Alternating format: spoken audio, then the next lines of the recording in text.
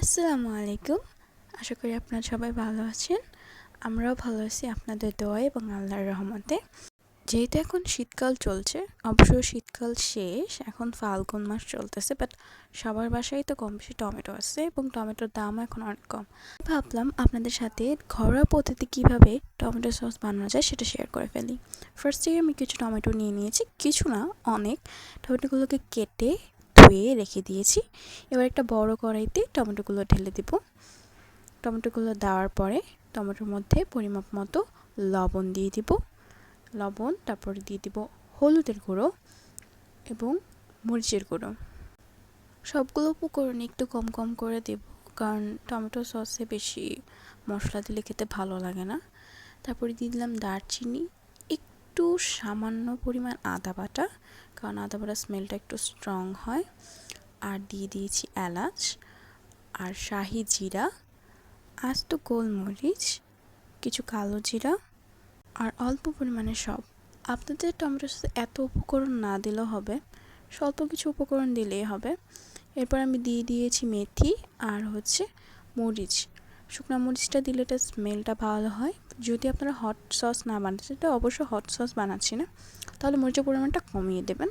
আমাদের একটু বেশি হয়ে গেছে, যার কারণে টমেটো হট সস হয়ে গেছে, বাট টেস্টটা খুবই ভালো হয়েছে। অল্প কয়েক কোয়া রসুন দিয়ে দিয়েছি। রসুনগুলোকে কুচি কুচি করে দিইনি, মাঝখানে কেটেই দিয়ে দিয়েছি। তারপরে সবগুলো উপকরণ দেওয়ার পর নেড়ে চেড়ে রেখে দিতে হবে, যে পর্যন্ত টমেটোগুলো গলে একদম এরকম না হয়ে যাচ্ছে, মানে সসের মতো, সে পর্যন্ত এটাকে চুলায় রেখে দিতে হবে। চুলার আঁচটা মিডিয়াম রাখলেই হবে, বেশি হাই হিটে রাখা যাবে না, তাহলে এটা নিচ থেকে পুড়ে যাবে এবং পুরো টমেটো সসটাই নষ্ট হয়ে যাবে। কিছুক্ষণ পরে আমি যখন এটা পুরোপুরি হয়ে গিয়েছিলাম, একে ঠান্ডা করার জন্য রেখে দিয়েছিলাম।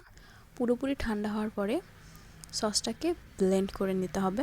ব্লেন্ডার একটু একটু করে সবটুকু সস আমি ব্লেন্ড করে নিব। যেহেতু টমেটোটা পুরোপুরি গলে যায়নি, তাই এটাকে ভালো মতো ব্লেন্ড করে নিতে হবে, নাহলে সসটা হবে না। একদম কেনা সসের মতো বানানোর জন্য আমি যেভাবে দেখাচ্ছি প্রত্যেকটা স্টেপ ফলো করতে হবে। সবগুলো সস আমি একটু একটু করে ব্লেন্ড করে নিয়েছি। নেওয়ার পরে এরকম একটা স্টেইনারে সসগুলো ছেঁকে নিব, কারণ সসের ভিতরে মশলাগুলো কিন্তু ব্লেন্ড করার পরও রয়ে গেছে। পাশাপাশি টমেটোর যে বিচিগুলো রয়েছে ওগুলো কিন্তু ফুললি ব্লেন্ড হয় নাই, তাই এরকম স্টেইনারে ছেঁকে নিলে একদম পারফেক্ট সসের মতো হয়। দেখতেই পাচ্ছেন একদম দোকানের মতো পারফেক্ট সস হয়েছে। আর আরেকটা কথা, আমি ব্লেন্ডারে ব্লেন্ড করার আগে কিন্তু দারচিনিগুলো বেছে বেছে ফেলে দিয়েছিলাম, কারণ দারচিনি যদি ব্লেন্ডারে দেওয়া হয় ব্লেন্ডার নষ্ট হওয়ার সম্ভাবনা আছে। তো আপনারাও ব্লেন্ডারে ব্লেন্ড করার আগে দারচিনিগুলো বেছে ফেলে দেবেন। সবগুলো সস ব্লেন্ড করার পরে ছাঁকা হয়ে গেছে, এটাকে আমি চুলায় ছড়িয়ে দিয়েছি। এবার দিয়ে দিব চিনি। সসে চিনি দেওয়ার পরিমাণটা কিন্তু পারফেক্ট রাখতে হবে, নাহলে সসের টেস্টটা ভালো হবে না, খেতে বড্ড চুকা চুকা লাগে আর একটু ঝাল হয়। তাই আমি 2 কাপ চিনি দিয়ে দিয়েছি। যেহেতু আমার সসের পরিমাণটা একটু বেশি, আমি অনেকগুলো টমেটো নিয়েছিলাম, তাই আমার চিনির পরিমাণটাও একটু বেশি হয়েছিল। আর টমেটো সসে কিন্তু একটু মিষ্টি মিষ্টি লাগে, তাই আমি চিনিটা একটু বাড়িয়ে দিয়েছি।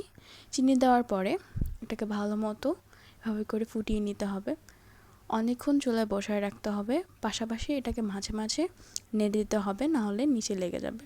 এখন একটা কাপে আমি কিছু পরিমাণ ভিনেগার নিয়ে নিয়েছি, মানে হাফ কাপ বলতে গেলে, এবং 2 চামচ কর্নফ্লাওয়ার দিয়ে দিচ্ছি। এটা খুবই ইম্পর্ট্যান্ট একটা উপকরণ সস তৈরি করার জন্য। এটা না দিলে এটা না দিলে হবেই না সস। এই উপকরণটা কাইন্ডলি স্কিপ করবেন না, এটাকে অবশ্যই সসের মধ্যে দেওয়ার চেষ্টা করবেন। যেহেতু আমার সসের পরিমাণটা একটু বেশি ছিল, তাই আমি কর্নফ্লাওয়ার ভিনেগারটা একটু বেশি করে দিয়ে দিয়েছি। আপনারা আপনাদের পরিমাণ অনুযায়ী কর্নফ্লাওয়ার ভিনেগার দিয়ে দিবেন। প্রতিটা উপকরণই আপনাদের সসের পরিমাণ অনুযায়ী হবে। এরপরে দিয়ে দিচ্ছি আরেকটা ইম্পর্ট্যান্ট উপকরণ, সেটা হচ্ছে তেঁতুল। কিছু পরিমাণ তেঁতুলে পানি দিয়ে ভালো মতো চেটকিয়ে সেটা সসের মধ্যে দিয়ে দিচ্ছি। এটা দিলে সসের মধ্যে একটা সর টেস্ট আসে, টকটক লাগে, যেটা খেতে কিন্তু খুবই ভালো লাগে। আমার সসটা ফুললি প্রিপেয়ার হয়ে গিয়েছে, একদম পারফেক্ট দোকানের সসের মতো হয়েছে। এইভাবে ঘরে বসে সস তৈরি করলে কেউ বুঝতেই পারবে না এটা কি ঘরে বানানো সস নাকি প্রাণ টমেটো সস। একদম পারফেক্ট প্রাণ টমেটো সসের মতো হয়েছে। আমার সস বানানো শেষ, তাই আমি এটাকে ঠান্ডা করে রেখে দিয়েছিলাম। অ্যান্ড কিছুটা আমি টেস্টও করেছি, এত পারফেক্ট হয়েছে। স্ন্যাক্সের সাথে এরকম একটা tasty and yummy tomato sauce থাকলে আর কি লাগে। বাসায় দেখা যায় প্রায় আমরা সন্ধ্যার নাস্তায় বিভিন্ন ধরনের আইটেমস করে থাকি, বাট সেটার সাথে যদি এরকম একটু টমেটো সস না থাকে তাহলে কীভাবে হয়। আর হ্যাঁ, এই সসগুলোকে কীভাবে আপনারা সংরক্ষণ করবেন সেটা আমি দেখিয়ে দিচ্ছি।